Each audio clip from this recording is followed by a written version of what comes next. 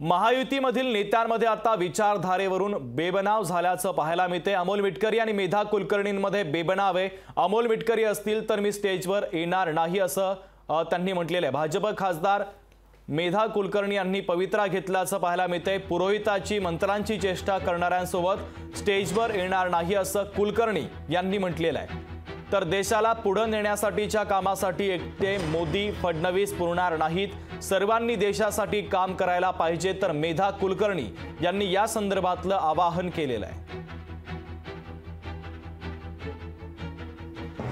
एका बारामतीच्या कार्यक्रमाला अमोल मिटकरी प्रमुख पाहुणे म्हणून येणार होते। मी म्हटलं मी स्टेजवरच नाही जाणार। आता मी तर त्यांना आवश्यक होते, त्यांनी त्यांना सांगितलं की तुम्ही काय करता, ताई गेल्यावर यामध्ये तुम्ही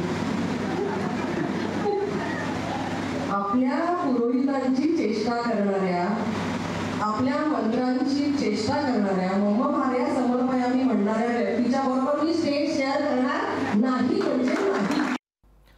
तर त्यामुळे आता अमोल मिटकरी आणि मेधा कुलकर्णी यांच्यामध्ये बेबनाव असल्याचं चित्र उघड झालेलं आहे। स्वतः आपल्यासोबत चर्चा करण्यासाठी आमदार अमोल मिटकरी जोडले जात आहेत। अमोलजी, लोकशाहीमध्ये तुमचं स्वागत आहे। मेधा कुलकर्णींचं हे वक्तव्य देखील आपण ऐकलेलं असेल। तुम्ही जर स्टेजवर असाल तर त्या स्टेजवर येणार नाहीत, त्यांनी असं भर कार्यक्रमामध्ये सांगितलेलं आहे। तुमची प्रतिक्रिया अपेक्षित आहे।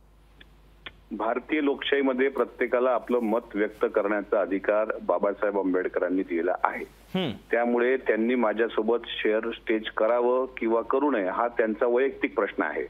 त्यांनी एका कुठल्या तरी सभेमध्ये सांगलीच्या, माझ्या माहितीप्रमाणे, कारण मी अजून तो व्हिडिओ पाहिला नाही, तुमच्या चॅनलवर तो ऐकतोय, सांगलीच्या त्यांच्या सत्कार समारंभाच्या वेळी त्यांनी माझा उल्लेख करून आमचा अपमान करणाऱ्या लोकांसोबत आम्ही बसणार नाही अशा पद्धतीचं त्यांनी काहीतरी वक्तव्य केलं असेल। त्यातून आता मीडियामध्ये चर्चा होणं साहजिक आहे, परंतु तो त्यांचा वैयक्तिक अधिकार आहे।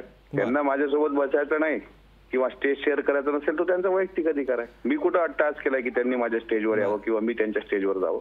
उलट तुम्हाला सांगतो, बारामतीमध्ये ज्यावेळेस लोकसभेच्या अनुषंगानं तिथे सगळं हे होत्या, सभा होत्या, त्यावेळेस त्या स्टेजवर बसलेले असताना मीच थांबलो आणि मी निघून गेलो। म्हटलं कशाला आपण हे करायचं? तो त्यांचा वैयक्तिक अधिकार आहे, मला त्यात काही फारसं बोलावं असं वाटत नाही। मात्र अमोलजी, पुरोहितांची आणि मंत्रांची चेष्टा करतात तुम्ही, असंही त्यांनी म्हटलंय। नाही, त्यांनी काय म्हटलं हा त्यांचा प्रश्न आहे ना। शेवटी काय कोणी कोणाच्या चेष्टा केल्या, काय झालं, मागच्या काळात कशा घटना घडल्या, ह्या सगळ्या गोष्टी महाराष्ट्राच्या समोर आहेत। त्याच्यामुळे मी काय तिथे चुकीचं बोललो होतो किंवा काय झालं होतं त्याबद्दल मी माझे खुलासे केलेले आहेत।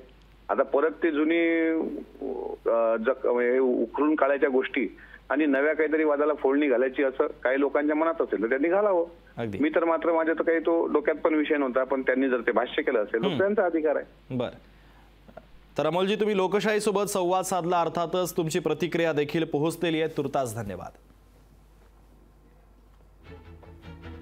तर महत्त्वाची आणि मोठी बातमी आपण पाहतोय। अमोल मिटकरी यांनी देखील आपल्यासोबत चर्चा केलेली, या बातमीच्या संदर्भातली त्यांची प्रतिक्रिया देखील आपण ऐकली आहे। अमोल मिटकरी आणि मेधा कुलकर्णींमध्ये आता बेबनाव झाल्याचं पाहायला मिळते। अमोल मिटकरी जर असतील तर मी स्टेजवर येणार नाही अशी भूमिका आता भाजपच्या खासदार मेधा कुलकर्णी यांनी घेतलेली आहे। पुरोहितांची आणि मंत्रांची चेष्टा करणाऱ्यांसोबत मी स्टेजवर येणार नाही असं कुलकर्णींचं म्हणणं आहे। देशाला पुढे नेण्यासाठीच्या कामासाठी एकटे मोदी फडणवीस पुरणार नाहीत, सर्वांनी देशासाठी काम करायला पाहिजे असं आवाहन देखील आता मेधा कुलकर्णी यांनी केलं आहे। दरम्यान मेधा कुलकर्णी यांनी काय विधान केलं ते विधान आपण पुन्हा एकदा ऐकूयात। एका बारामतीच्या कार्यक्रमाला अमोल मिटकरी प्रमुख पाहुणे म्हणून येणार होते। मी म्हटलं मी स्टेजवरच नाही जाणार। आता मी तर त्यांना आवश्यक होते, त्यांनी त्यांना सांगितलं की तुम्ही काय करता, ताई गेल्यावर यामध्ये तुम्ही आपल्या पुरोहितांची चेष्टा करणाऱ्या, आपल्या मंत्रांची चेष्टा करणाऱ्या, मम भार्या समर्पयामी म्हणणाऱ्या व्यक्तीच्या बरोबर मी स्टेज शेअर करणार नाही म्हणजे नाही। लोकशाही मराठी ऐका, पहा, जागरूक रहा।